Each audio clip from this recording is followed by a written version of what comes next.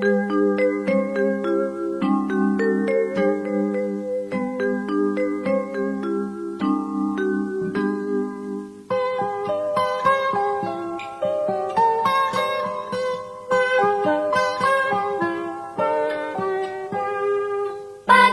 cerahku, matahari bersinar, ku gendong tas merahku di pundak.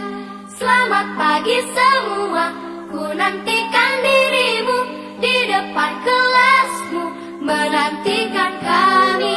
Guruku tersayang, guru tercinta, tanpamu apa jadinya aku? Tak bisa baca tulis, mengerti banyak hal, guruku terima kasihku. Nyatanya diriku kadang buatmu marah, namun segala maaf kau berikan.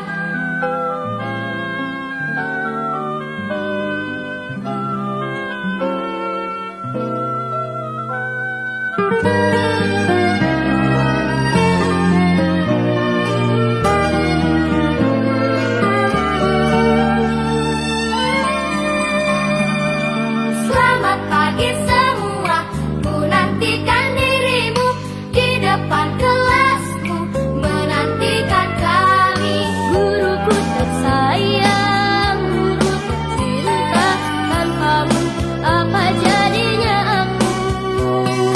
Tak bisa baca tulis, mengerti banyak hal, guruku terima kasihku.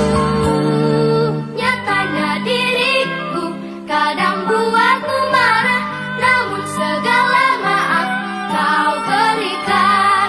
Guruku tersayang, guru tercinta, tanpamu apa jadinya aku? Bertemu, bisa bersilaturahmi pada pagi hari ini. Tentunya pagi hari ini adalah ada hajat dari rekan-rekan kita, dari Bapak Ali Siddiq, Pak Guru Ali Siddiq dan Bu Iim. Oh, Bu Siti Fatimah. Saya kepanjangannya nggak tahu ya. Oh, ini. Belum saya. Mudah-mudahan acara pada pagi hari ini yang sudah direncanakan dari kemarin-kemarin, insya Allah berjalan dengan lancar di Bapak dan Ibu. Amin. Amin. Salawat serta salam kita curahkan kepada junjungan Nabi besar Muhammad Sallallahu Alaihi Wasallam, karena dengan risalah-risalahnya, dengan petunjuknya, dengan apa yang telah diajarkan oleh Rasulullah, telah mengajarkan kita kepada jalan kebaikan, kepada jalan yang dulu gelap gulita, yang dulu jalan kebenaran, menjadi kita menjadi lebih baik, menjadi terang benderang seperti sekarang ini. Untuk materi hari ini, saya sendiri sebagai kepala sekolah sebenarnya masih baru mendengar materi ini. Ya, mudah-mudahan kita semua sebagai hadirin atau yang datang melihat atau menyaksikan atau mendengarkan materi-materi yang akan dipaparkan oleh kedua rekan kita itu membawa manfaat bagi diri kita semua. Amin ya rabbal alamin.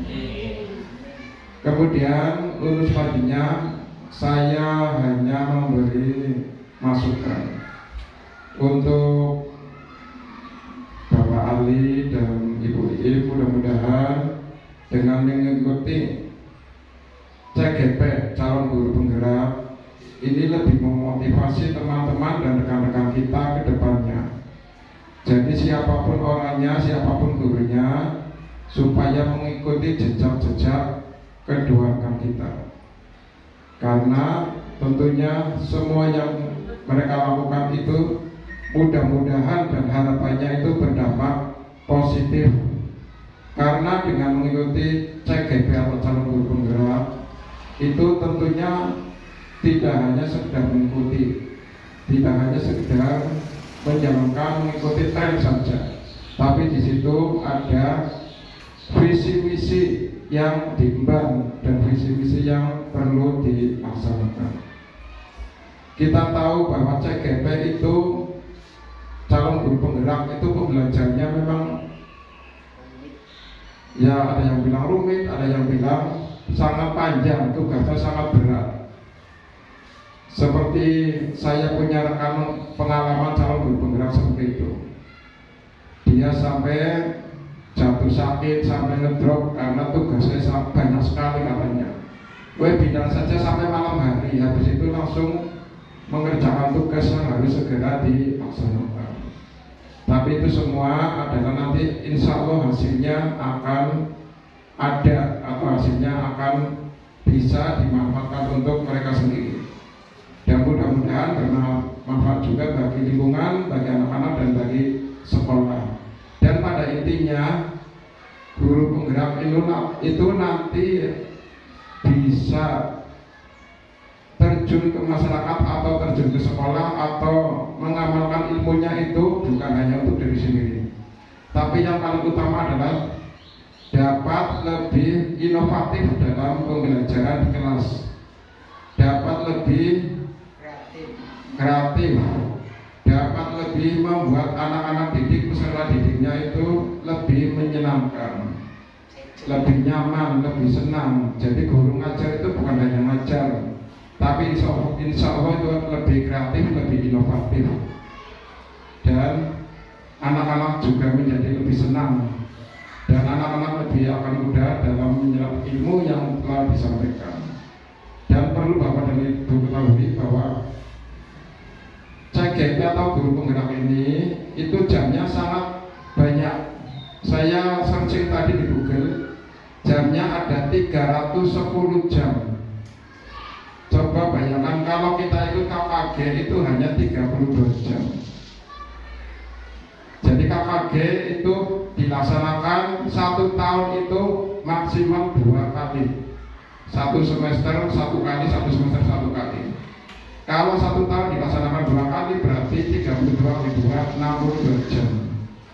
Kalau ikut guru penggerak dapat 310 jam. Berarti itu bisa mengikuti KKG 10 kali atau 10 semester 5 tahun. Jadi kalau KKG sekarang angkatan pertama itu KKG itu 9 bulan, sekarang 6 bulan coba ya. Sekarang dikurangi menjadi 6 bulan. Kalau Bapak dan Ibu ingin mendapat sertifikat yang jamnya tinggi itu di CGP. Kalau di KKG, kalau KKG-nya 1 tahun sekali ya berarti harus mengikuti KKG 10 tahun. Itu baru dapat jam sertifikat 310. Atau paling cepat 5 tahun kalau 1 tahun itu berarti. Ya, Bapak dan Ibu semuanya, mudah-mudahan pada pagi hari ini bisa mengikuti apa yang akan dipaparkan oleh kedua rekan kita. Mudah-mudahan membawa manfaat bagi kita semua, bagi anak-anak, bagi lingkungan sekolah. Amin ya rabbal alamin. Demikianlah apa yang telah saya sampaikan. Tadi saya juga bingung, saya mau paling saya harus ngomong apa, menyampaikan apa. Ternyata di sini judulnya sosialisasi budaya positif. Ya, saya pernah baca buku tentang budaya positif atau berjiwa positif. Jadi positive thinking.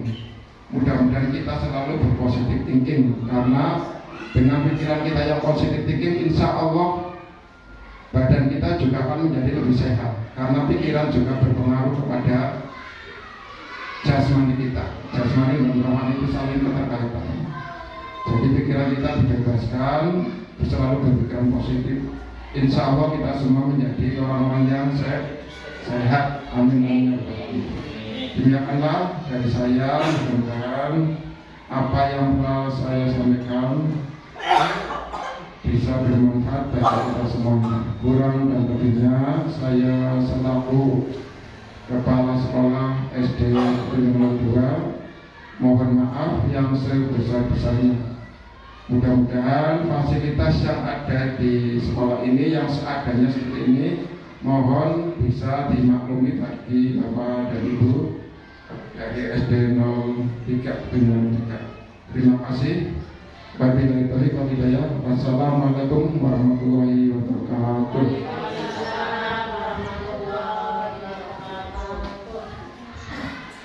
Ya, terima kasih atas sambutannya oleh Bapak Abdul Latif SPDSD dari Kepala Sekolah SD Negeri Petunjukan 2. Selanjutnya sambutan yang kedua oleh Ibu Umiyati SPDSD dari Kepala Sekolah SD Negeri Petunjukan 3. Kami persilakan. Terima kasih yang telah diberikan. Bismillahirrahmanirrahim. Assalamualaikum warahmatullahi wabarakatuh. Rabbi shrah li sadri wa yassir li amri wahlul 'uqdatam min lisani yafqahu qawli. Kepada Bapak Abdul Latif SPD selaku Kepala Sekolah SD Petunjukan 2 yang telah memberi tempat sing adem yang kami hormati dan kami banggakan, dan tidak ketinggalan pula kepada guru-guru SD Petunjukan 2 yang kami cintai dan kami banggakan, termasuk Mas Dudi ya, di luar ini tapi kan selalu mendampingi. Saya ucapkan terima kasih kepada Mas Dedi yang selalu mendampingi istri yang setia. Alhamdulillah Bapak Ibu, hari ini kita bisa merapatkan barisan dalam rangka menunjang kegiatan CPG calon guru penggerak wali kebat guru penggerak yaitu Mas Alif dengan Mbak Ibu. Mudah-mudahan pelaksanaan ini bisa berjalan dengan lancar dan kita selalu diberi kesehatan. Semua itu adalah berkat dari Allah Subhanahu wa Ta'ala, di mana banyak kenikmatan yang diberikan oleh Allah, di antaranya adalah nikmat sehat. Yang kedua, kita selalu dan selalu mengucapkan salawat dan salam kepada junjungan kita Nabi Nabi Muhammad SAW beserta keluarga dan sahabatnya. Mudah-mudahan kita nanti insya Allah bisa bertemu ya di yaumul qiyamah. Bapak Ibu yang kami hormati, sekarang zamannya zaman era digital ya, bahasanya itu lebih keren. Aslinya itu sama dengan dulu. Tujuan pemerintah ya meningkatkan mutu guru dan anak-anak, tapi bahasanya beda ya Pak. Zamannya saya itu guru prestasi, guru apa seperti sekarang guru penggerak. Alhamdulillah kita sebagai orang tua merasa bangga karena di antara penjenengan semua kita mendapatkan bibit-bibit yang unggul, termasuk bibit. Nah nanti bibitnya akan tumbuh. Nah untuk siapa? Ya untuk penjenengan semua. Imbasnya itu kepada namanya juga penggerak. Kan zaman mereka penggerak, penyemangat ke situ Pak. Ya Mas Tris, ya penggerak. Saya ini penggeraknya sih bener-bener mumpuni dan apa ya, kreatif dan inovatif. Arkan aku ya nyolong. Masalahnya apa? Melebihi LPMP ya Pak. Di mana LPMP itu orang pintar-pintar ya Pak ya. Jadi aku orang hebat-hebat mesti. Itu seperti itu. Jadi sampai pensiun baik aslinya aku sih semangat. Gini, itu. Jadi sekarang namanya guru penggerak dengan judul nanti akan disosialisasikan oleh teman kita berdua. Judulnya sosialisasi budaya positif. Dengan maksud apa? Gampangannya wong tua bahasa kita ini ya. Sosialisasi budaya, di mana budaya itu adalah pembiasaan yang dilakukan oleh guru terhadap siswanya. Jadi yang penting, saya Bapak Ibu, sekedar masukan. Sekarang karakter anak-anak sekarang itu sudah pada moralnya pada ngalor itu. Nah, kita kembalikan lagi. Nah, budaya itu kan pembiasaan sehari-hari yang dilakukan oleh guru dengan siswa pada waktu pembelajaran dari awal ya Mbak, masuk sampai dengan apa pula. Jadi pembiasaan budaya itu berarti karakter. Yang penting sekarang kembalikan kepada karakter. Maka saya bilang dengan guru-guru kita, Bapak Ibu tolong, kalau masalah angka, masalah cerdas, di YouTube akeh, ya Mas, di Google akeh. Berapa kali kita sampaikan kepada guru kita, Pak. Jadi kalau matematika, ilmu-ilmu yang lain yang canggih-canggih itu di Google banyak, YouTube banyak. Tapi karakternya kemana? Bangsa Indonesia dari TK sampai dengan mahasiswa harus dibentuk lagi. Itu maksudnya sosialisasi budaya positif, di mana guru harus bisa menciptakan dan menciptakan ya kreativitas anak, terus inovatif, mesti beda. Nah untuk itu nanti Mbak Im dengan Mas Ali akan menyampaikan trik-trik apa sehingga kita lulus dari seperti ini. Ini karena apa? Diawali dari apa? Perjuangan dan kinerja mereka. Saya tahu ciri Mbak Iin Singawit kuno ya, gampangannya masuk Pak Yusuf di Tegal Gelaga 1. Dari pertama masuk pun saya tahu karakternya bagus. Aku kelingan Mbak Iin dari Cita Sepeda. Lah, saya masuk menjadi ibuku bersih kabeh. Ki mesti ana Mbak Iin karena Mbak Iin waktu itu bahasa Inggris, Pak. Jadi bocah nom siji-sijine sing bisa ngopeni wong tua padahal bisa nom akeh. Itu dibentuk dari karakter Mbak Iin. Lah kalau Mbak Iin dapat kayak gini ya sudah layak, sudah wajar. Makanya wong desa orang, wong kan biasanya ada semboyan dan pepatah. Katakan sesuai dengan amal perbuatan. Bener-bener Bapak Ibu. Iya, agar amal perbuatan api kan dilarang nasib api. Makanya Mas Krisno jangan ragu-ragu, berbuatlah yang ikhlas. Iya, ya semua. Jadi judulnya Mas Krisno, iya, semangat tetap. Kita harus semangat. Kalau di sini bilang semangat, ada gel-gel. Saya lihat setiap hari kantornya Ibu kan dekat dengan Mbak Iin. Ya Allah, kelas loro mampu beli bocah desa. Iya, ada ini, ada itu, banyak sekali. Memang guru-guru penggerak semuanya seperti itu. Jenengannya pendukung mau pendorong, semuanya sama. Iya, pasti mendorong terus. Jadi ini tampil, jenengan harus mendukung. Bulan aku ada dia, nok tak dukung nok sampai di mana? Kis bakal calon-calon kepala sekolah teladan. Amin. Amin jangan ajar takon, Mbak. Putrane ayu temen, sadi sama di situ tuane salah. Jawabnya alhamdulillah. Contohnya, jadi yang namanya penggerak itu ya memang sudah terpilih lewat seleksi dan sebagainya. Nah cara mengajarnya pun beda. Gampangannya ya semua begitulah. Lah aku gerak terus saya sebagai penyemangat. Jadi intinya jenengan jangan apa yang katakan sudah bisa penggerak ini semuanya saja. Kayak pertama kali itu saya ganti kontak, barangkali ibaratnya kan pensiun. Tapi trik-triknya harus disampaikan. Karena bagaimanapun juga kita kan senior, katakan apalagi katakan misalnya orang sombong ya Pak, aku jalan-jalan bilang buana Mas. Kalau waktu gue jenengan anaknya tegawa, asalnya anak praster, bilang joki Pak. Aku itu jadi saya sebagai orang tua selalu menyemangati dan selalu mendorong apa yang menjadi tugas penjenengan berdua. Saya ucapkan terima kasih apalagi jenengan telah mempersiapkan. Kalau ada acara berarti kalau kelas ya Bu. Jadi saya ucapkan terima kasih atas apa ya kepedulian penjenengan, itu juga termasuk mendukung dan memfasilitasi dan sebagainya lah, katakan seperti itu.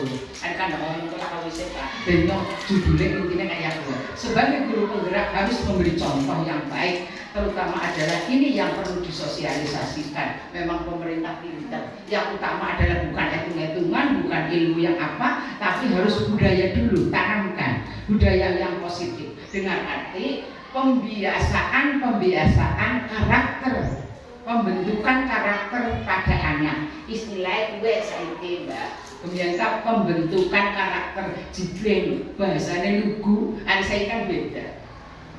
Ininya saja, leksinya saja. Tapi di dalamnya itu pembentukan karakter anak didik dari mulai masuk sampai dengan pulang. Masuk harus baris dulu, baris lah guru sampai baris senang, salaman, terus baca-baca itu masuk. Itu saja Bapak Ibu, tolong didukung, apalagi saya sebagai sekolah dengan Pak Latif dan teman-teman, jangan ada kata nyinyir, malah jangan harus meniru itu, karena kita punya masa depan. Katakan kalau kita akan meraih masa depan, berakit-rakit ke hulu, berenang-renang ketepian apa kemudian Pak? Iya, ketepian iskarpe seperti judulnya kayak jadi judulnya. Jadi yang penting jenengan itu tetap harus berusaha. Jenengan sudah P3K, alhamdulillah. Terus kita harus tetap semangat. Bekerja harus bersaing. Artinya kalau bersaing dalam arti positif nggak apa-apa. Karena kita kan punya masa depan. Kita pengen jabatannya lebih tinggi. Gunakan waktu-waktu itu. Saya ini zamannya canggih, apa-apa kudunya harus mengikuti zaman. Mulanya sing orang ngerti digital ya pensiun baik. Intinya kayak kowe. Lah kayak kata-kata ini wis didadak, digitalnya orang apa. Terus waktunya. Ya Pak, doakan bersama berdua kita dengan Pak Taman nanti sebentar lagi satu persatu akan meninggalkan tugas.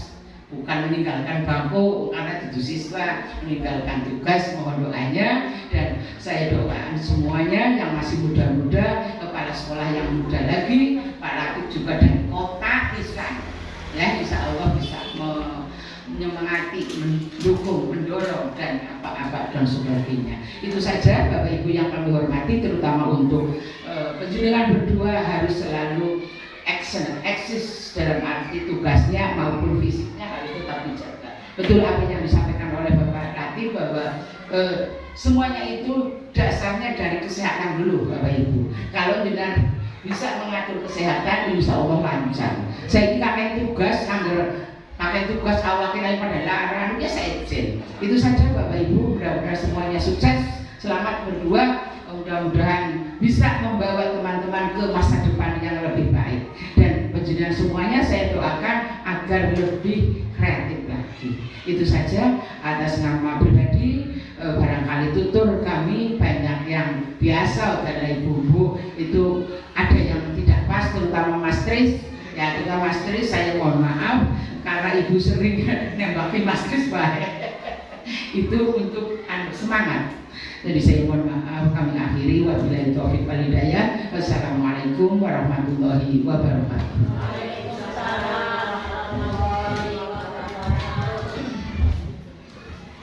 Ya, terima kasih atas sambutannya oleh Ibu Umiyati SPDSD dari SD Negeri Petunjungan 3. Acara selanjutnya yaitu memberikan wawasan tentang sosialisasi budaya positif. Untuk narasumber yang pertama adalah saya pribadi, nanti dilanjut narasumber yang kedua oleh Ibu Siti Fatimah. Nah, untuk saya langsung saja.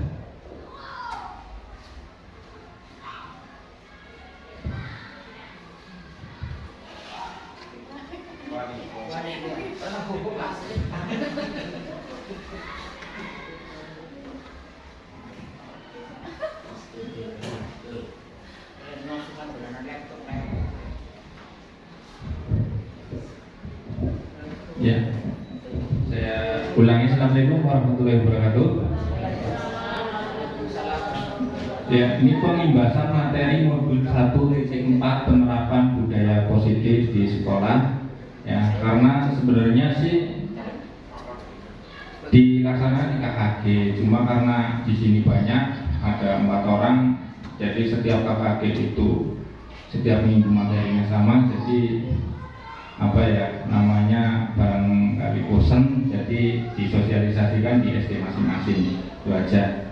Ya, yang pertama, ya, sosialisasi budaya positif ada 6 topik. Yang pertama, disiplin positif dan nilai-nilai kebajikan universal. Yang kedua, teori motivasi, hukum dan penghargaan, restitusi. Yang ketiga, keyakinan kelas, yang keempat kebutuhan dasar manusia dan dunia berkualitas, yang kelima restitusi, itu ada dua, yaitu 5 posisi kontrol, yang kedua segitiga restitusi. Ya, selanjutnya disiplin positif dan nilai-nilai budaya, nilai-nilai kebajikan universal. Disiplin positif ketika mendengar kata disiplin, apa yang terbayang di benak Anda dan apa yang terlintas di pikiran Anda. Kebanyakan orang akan menghubungkan kata disiplin dengan tata tertib, teratur, dan kepatuhan kepada peraturan. Kata disiplin juga sering dihubungkan dengan hukuman, padahal itu sesungguhnya berbeda. Karena belajar tentang disiplin positif tidak harus dengan memberi hukuman. Justru itu adalah salah satu alternatif terakhir, ya. Kalau perlu tidak digunakan sama sekali, ya. Karena kita zamannya sudah merdeka mengajar dan merdeka belajar, maka kita menghukum anak itu diubah dengan cara yang positif, ya. Selanjutnya, makna kata disiplin. Bapak Pendidikan Ki Hajar Dewantara menyatakan bahwa untuk menciptakan siswa yang merdeka, maka syarat utama harus mempunyai disiplin yang kuat, yaitu disiplin dari berasal motivasi internal, yaitu dari dalam diri sendiri. Jadi disiplin itu kalau dari internal itu akan tumbuh baik untuk ke depan, ya. Bukan karena disiplin takut sama guru, bukan disiplin takut sama kepala sekolah dan lain sebagainya. Nah, maka jika itu tidak bisa, maka kita perlu, ya, perlu menstimulus, ya, merangsang. Maka diperlukan motivasi eksternal, ya, yaitu dengan orang lain atau guru untuk mendisiplinkan anak dan siswanya. Lanjut. Disiplin positif adalah sebuah pelatihan yang membuat orang lebih bersedia untuk patuh atau lebih mampu mengendalikan diri mereka sendiri. Seringkali dalam bentuk aturan dan hukuman jika dilanggar atau perilaku yang dihasilkan oleh pelatihan ini.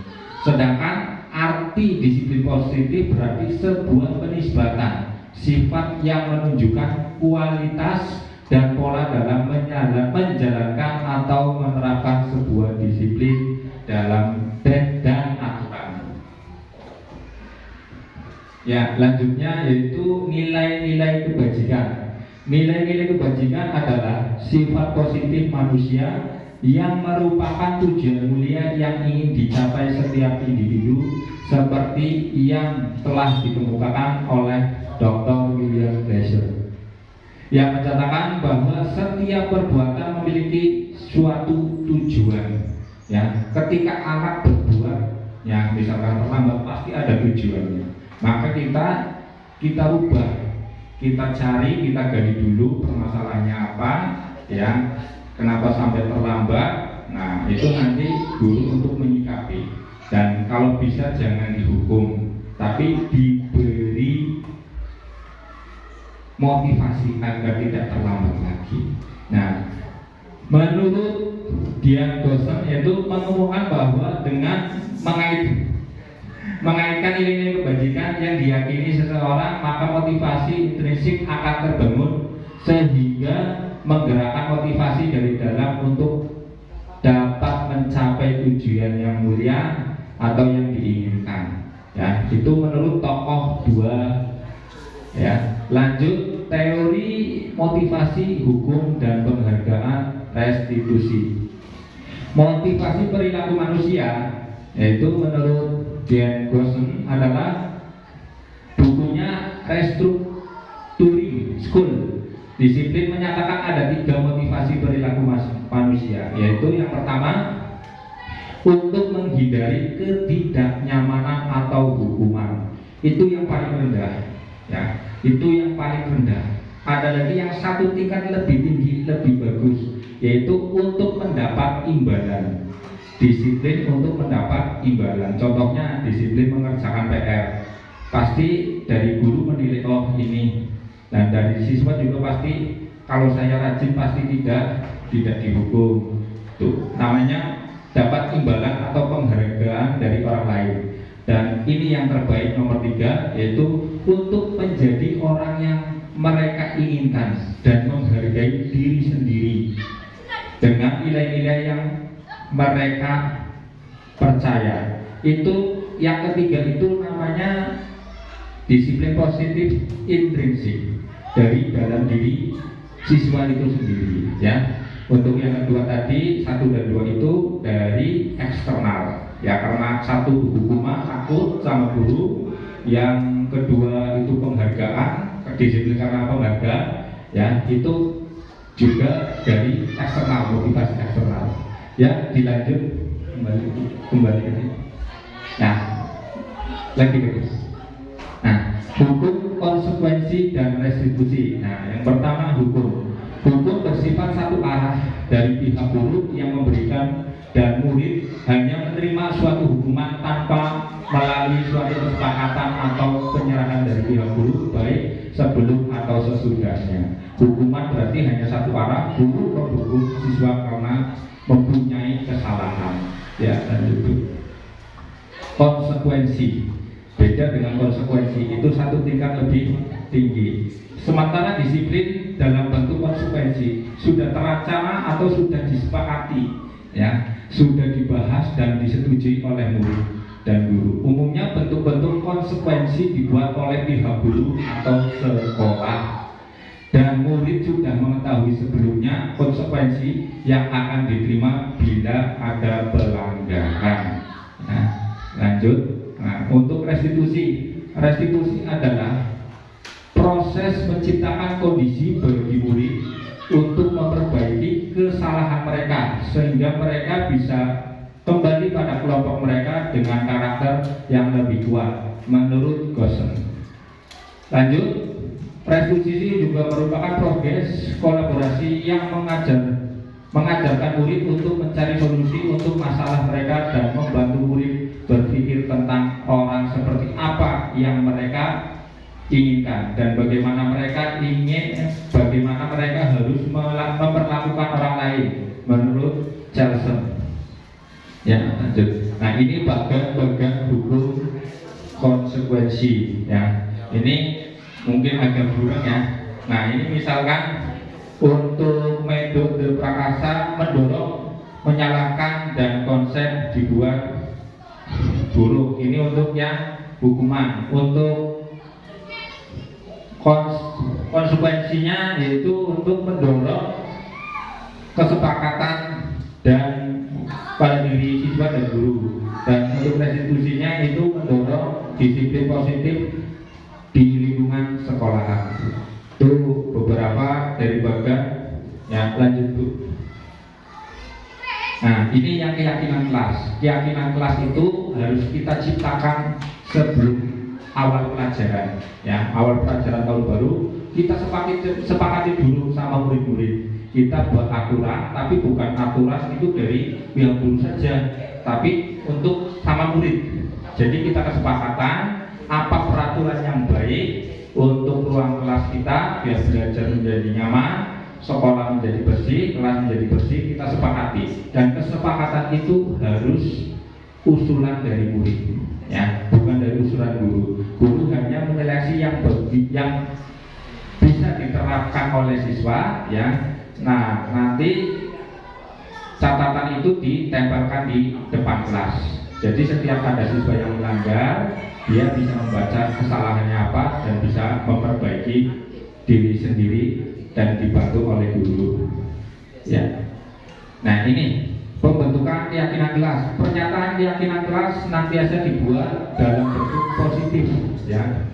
Nah, lanjut, keyakinan kelas hendaknya tidak terlalu banyak sehingga mudah diingat dan dipahami oleh semua warga kelas.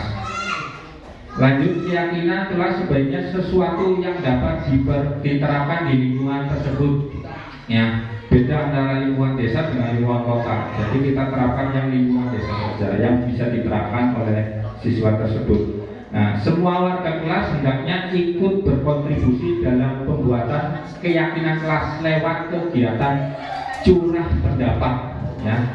Nah, yang terakhir bersedia menindaklanjuti kembali keyakinan kelas dari waktu ke waktu. Ya, itu. Nah, ini prosedur keyakinan kelas. Nah, yang pertama, mempersilahkan siswa untuk bercurah pendapat tentang peraturan yang perlu disepakati di kelas. Ya.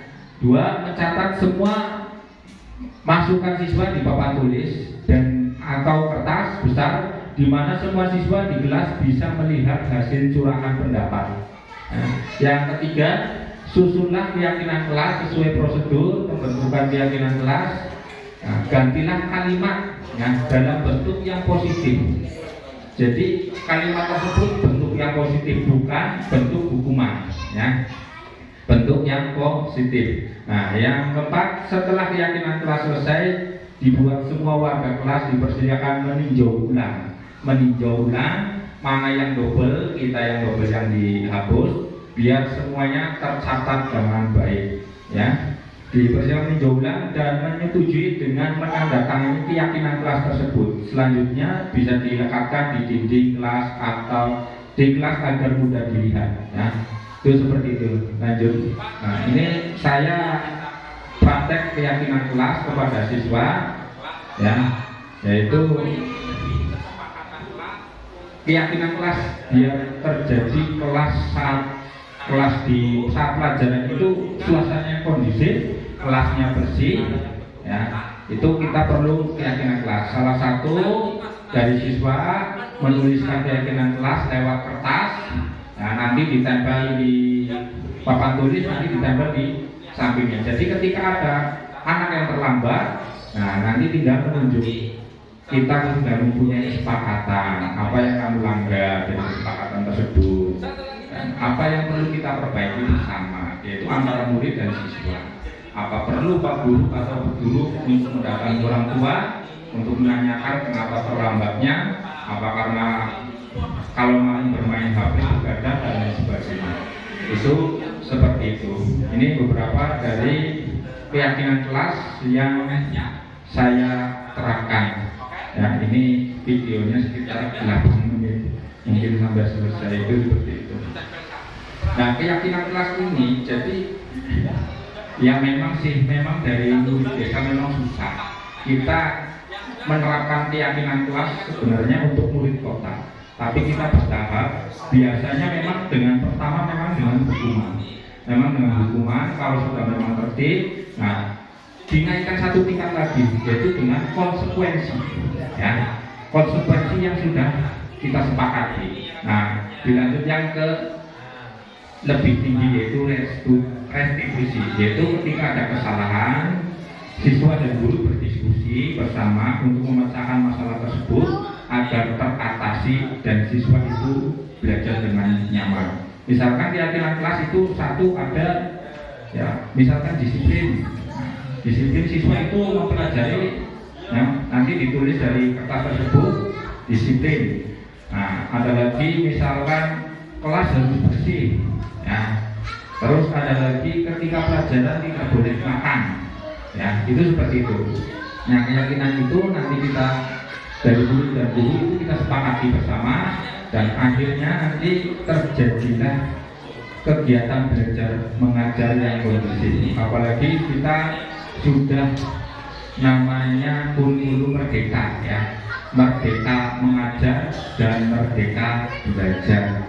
Nah, namanya siswa tidak boleh dihukum. Nah, menurut karena apa?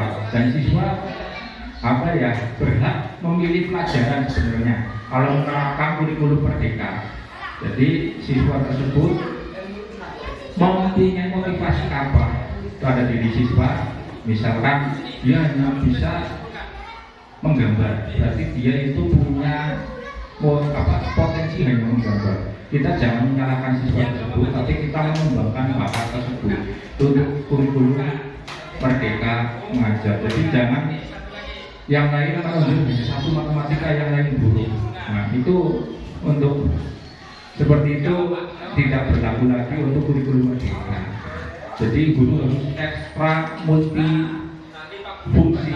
Setiap siswa mempunyai bakat masing-masing berbeda, ya guru harus bisa menjembatani. Ya, bukan harus sama dengan pelajaran kita, harusnya semuanya kita itu kurikulum merdeka, nggak bisa seperti itu karena setiap siswa itu mempunyai bakat masing-masing yang bisa ditonjolkan untuk masa depan.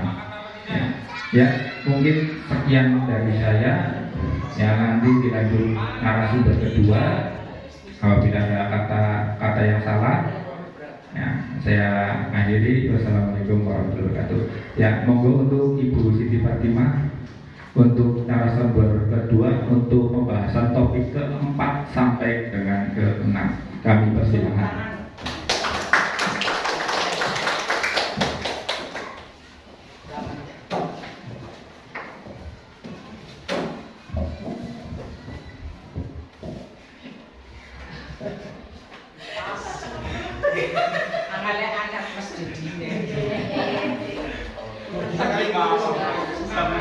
Makan siang, makan malam, lauknya telur redang. Izinkan saya untuk mengucapkan salam untuk para hadirin yang sudah datang. Assalamualaikum warahmatullahi wabarakatuh. Waalaikumsalam warahmatullahi wabarakatuh.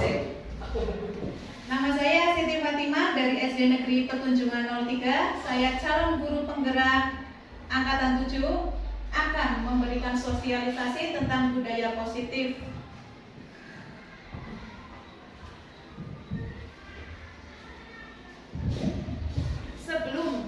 Sebelum kita mulai tentang pemberian sosialisasi budaya positif, kita akan melakukan ice breaking terlebih dahulu, ya. Angkat tangan kanan kalau memang jawabannya genap, dan angkat tangan kiri kalau memang jawabannya itu bilangan ganjil, ya.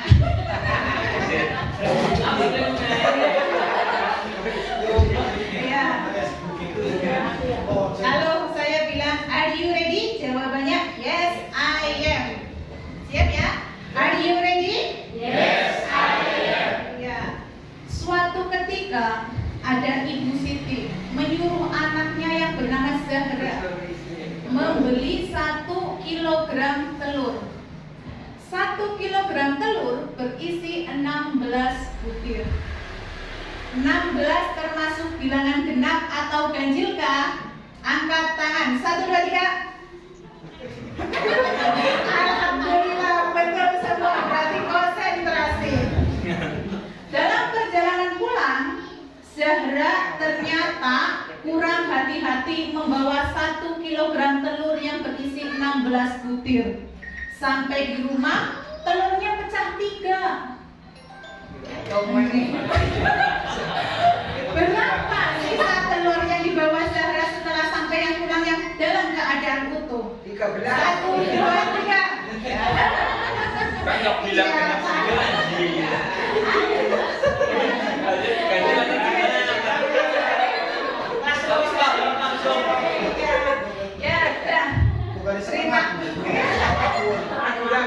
Terima kasih untuk dukungannya dari para hadirin yang sudah datang. Sekarang ada pertanyaan formatif untuk materi yang akan saya bawakan, yaitu Bu Siti lagi ya. Daripada saya mengasih contoh untuk yang lain barangkali tersinggung, lebih baik saya saja. Padahal saya jujur tidak suka dipanggil Siti. SD, SMP, SMA, bahkan kuliah yang namanya Siti tidak hanya 3, lebih dari 3. Bu Siti, guru kelas 2B di SD Sukamaju, sedang bingung menghadapi ulah muridnya yang bernama Rafa. Rafa putrane. Rafa adalah anak kelas 2B. Dia suka mengeluh, teman-temannya suka mengeluh karena suka berkeliling-keliling dan mendekati teman-temannya. Ya. Dia tidak mau duduk anteng di tempat duduknya sendiri. Berarti kasus ya. Temannya nulis, dia datang, padahal cuma nonton. Ya, bu gurunya nulis, datang ke mejanya bu guru, padahal cuma nonton. Tanya, bu guru saya juga punya pulpen kayak gitu. Jawabannya kayak gitu ya. Ya, sekarang jika Anda menghadapi situasi seperti Bu Siti, apakah yang Anda lakukan menurut Anda kira-kira apa alasan Rafa melakukan hal itu? Ya, dari anak yang bernama Rafa tersebut itu berarti merupakan sebuah kasus. Ya, kasus tersebut kita harus selesaikan, kita harus memandang bahwa anak itu memiliki kebutuhannya sudah terpenuhi apa belum. Ternyata apa?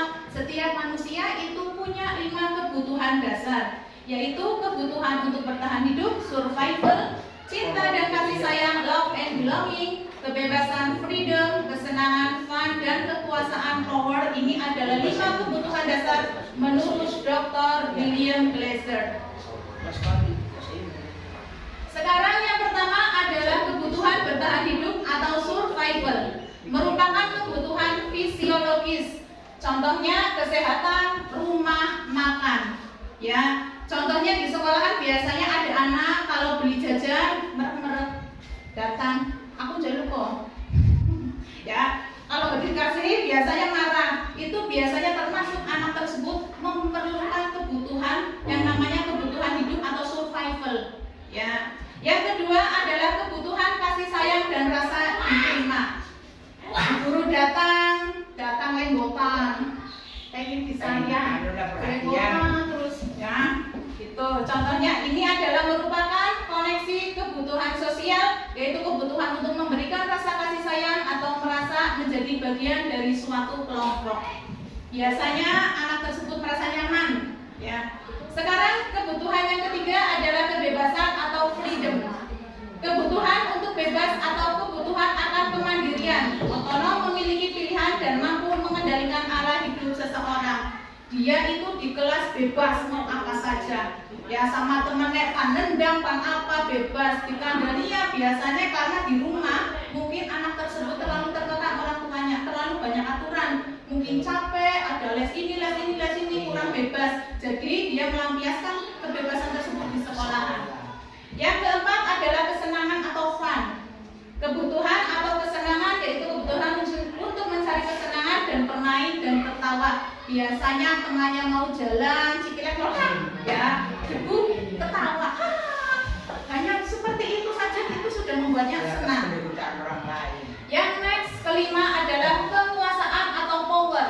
Kebutuhan ini berhubungan dengan kekuatan untuk mencapai sesuatu, menjadi kompeten, menjadi terampil, diakui atas prestasinya. Biasanya dalam satu kelas itu guru sudah menunjuk, yang menyiapkan adalah Mas Safid. Tapi dia itu kalau mau, yuk waktunya disiapkan, saya saja Bu Guru, saya Bu Guru, Mas Safid bahasi Bu Guru. Padahal sudah aturannya, sudah kesepakatannya, Bu Guru sudah menunjuk bahwa yang bertugas menyiapkan itu satu orang itu. Tapi biasanya anak tersebut adalah penguasaan power. Dia ingin menguasai, dia ingin menunjukkan dirinya bahwa dia juga bisa, ya.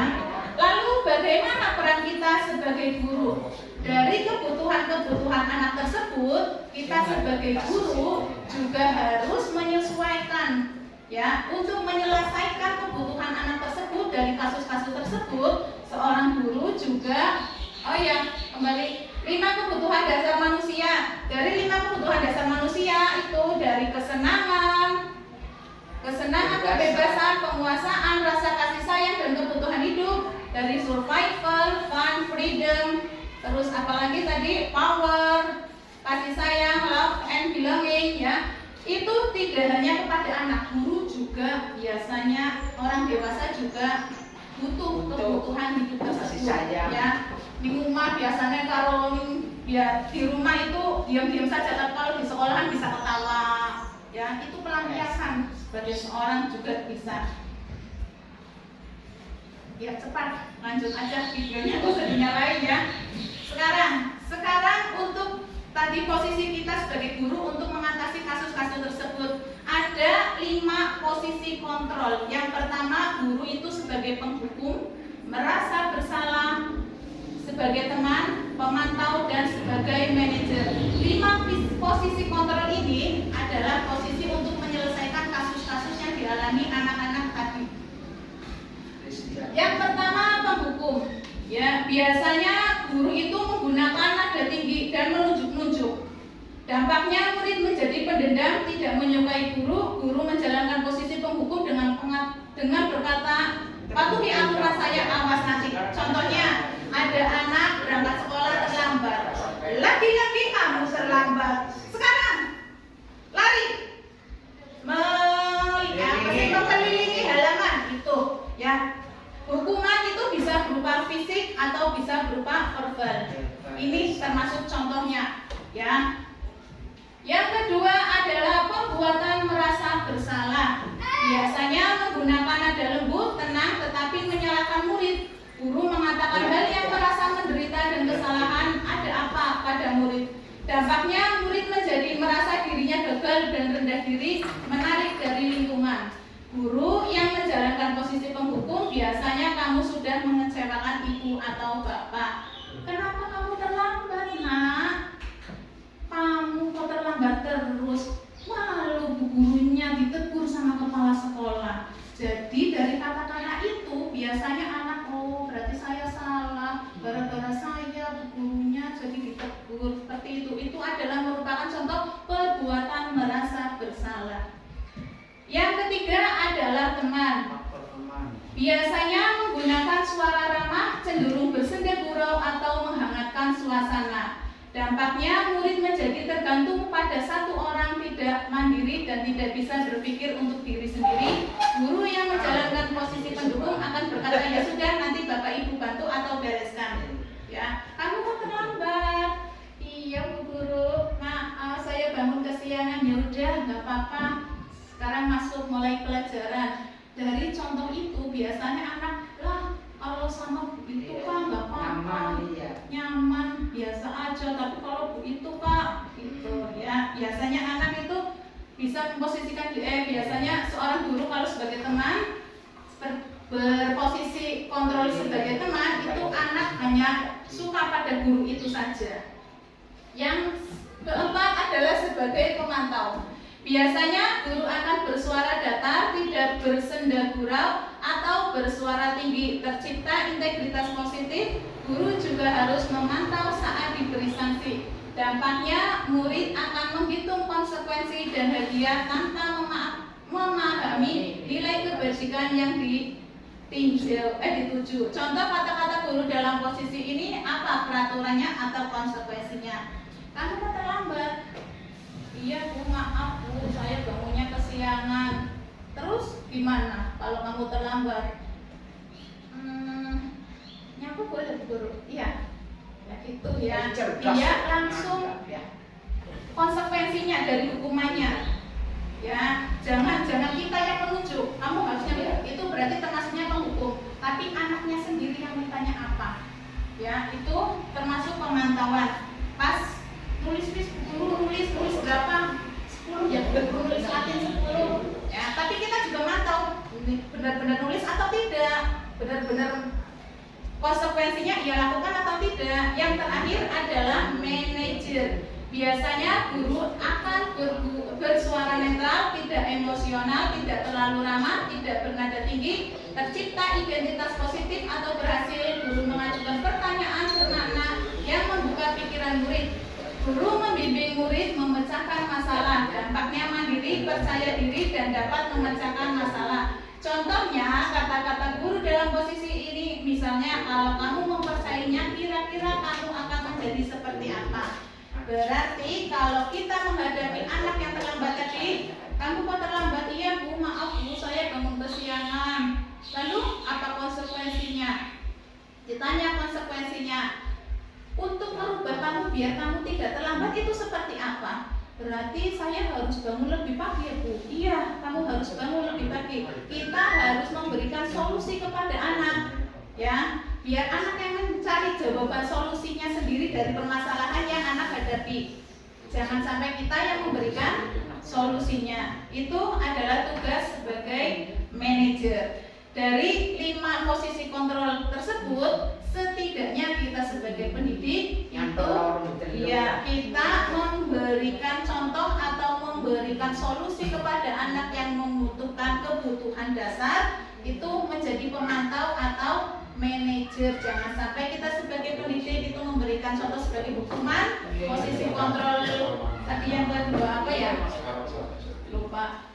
Pembuatan merasa bersalah atau sebagai teman. Lebih baik kita sebagai guru untuk menyelesaikan sebuah kasus kita harus menggunakan pemantau atau manajer memposisikan dirinya. Ya, ini adalah contoh video penerapan restitusinya, tapi kurang begitu jelas ya. Terus kalau menyelesaikan yang lain, ya kita panggil face to face atau empat mata atau berdua saja ya, baik di kelas ataupun di kantor dipanggil nggak apa-apa ya, jangan di depan kelas ditunjuk-tunjuk atau dia mungkin merasa malu atau minder. Ya, next. Untuk menyelesaikan masalah restitusi, namanya segitiga restitusi. Untuk menyelesaikan masalah itu ada tiga tahapannya, yaitu validasi tindakan yang salah, lalu menanyakan keyakinan, dan yang ketiga adalah menstabilkan identitas. Contohnya tadi anak yang pertama, tidak apa-apa, semua orang pasti pernah melakukan kesalahan, diangkat dulu, ya, dialem dulu. Bu, saya terlambat, tidak apa-apa. Ya, kemarin aja teman kamu ada yang terlambat, dialem. Pertama nih, dibanting tadi dan langsung dibanting ya. Terus menanyakan alasannya, kenapa kamu terlambat? Iya bu, saya bangun kesiangan tadi malam, saya main HP terus, buru game online, buru Free Fire, Mobile Legends ya. Terus menanyakan keyakinannya, menanyakan sesuai atau tidak prinsip keyakinannya, menanyakan keyakinan kelas yang dilanggar. Kamu terlambat bangun kesiangan karena main Mobile Legends terlalu malam. Bagus apa tidak? Tidak, Bu Guru. Terus sebaiknya gimana? Ya, itu biar anak bisa menanyakan, oh berarti saya kalau main Mobile Legends, main game online terlalu malam itu tidak bagus. Anak akan tahu. Itu namanya menanyakan keyakinan. Yang ketiga adalah menstabilkan identitas, menanyakan tindakan untuk memperbaiki dan menjadi orang yang seperti apa. Setelah menanyakan, oh ternyata main game online terlalu malam itu tidak bagus, ditanyakan. Terus biar kamu nanti besok berangkat sekolah tidak terlambat, kamu harus apa? Oh berarti saya jangan main game online-nya terlalu malam ya Bu Guru ya. Saya harus tidur lebih cepat ya Bu Guru ya. Jadi saya tidak terlambat ya. Itu untuk menstabilkan identitas. Nah, restitusi apa? Menurut dosen, restitusi merupakan proses menciptakan posisi bagi siswa untuk memperbaiki kesalahan sehingga mereka bisa kembali pada kelompok dengan karakter yang lebih kuat. Restitusi dapat membantu siswa menjadi lebih mempunyai tujuan, disiplin positif, dan memulihkan dirinya ketika berbuat kesalahan. Restitusi menguntungkan korban dan si pembuat salah. Berarti kalau kita menghadapi kasus, memposisikan anak dalam menyelesaikan masalah menggunakan restitusi, anak akan memulihkan dirinya dan dalam berbuat kesalahan. Ciri-ciri restitusi: belajar dari kesalahan, memperbaiki hubungan, tidak ada rasa dendam antara guru dan siswa, menuntun, tawaran, kebutuhan dasar. Terus adalah cara yang terbaik, fokus pada karakter, menguatkan serta mengembalikan siswa yang berbuat salah pada kelompoknya. Ya, terima kasih. Demikian adalah sosialisasi yang saya berikan dari 4, 5, 6 berarti ya, tiga topik dari topik yang terakhir. Kalau ada sumur di ladang, bolehkah saya menumpang mandi? Kalau ada apa sih? Kalau ada peserta yang sudah datang, bolehkah saya berpresentasi? Waalaikumsalam warahmatullahi wabarakatuh.